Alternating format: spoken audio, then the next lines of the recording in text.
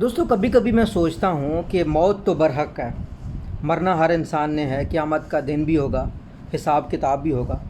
قرآن پاک میں 2 سے 3 دفعہ 2 جگہوں پہ یہ بات کی گئی ہے کہ اے محمد صلی اللہ علیہ وآلہ وسلم، آپ کا کام لوگوں کو صرف خبر دینا ہے، باقی حساب کتاب ان کے ساتھ اللہ کرے گا، ہر شخص اپنے اعمال کا ذمہ دار خود ہے۔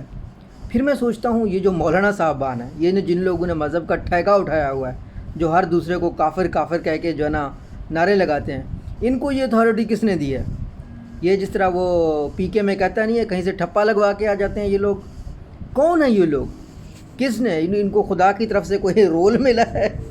ایسے ہی دوسروں کے کپڑوں پہ اعتراض کرنا، دوسروں کے باتوں پہ اعتراض کرنا، ایسے ہی کسی کو کافر قرار دینا، کسی کی توہین کرنا۔ اگر میرا تو ذاتی ایمان قرآن پاک کو پڑھ کے یہ ہے، قرآن پاک کو پڑھ کے آپ بھی سمجھیں گے کہ ہر انسان اپنے اعمال کا ذمہ دار خود ہے۔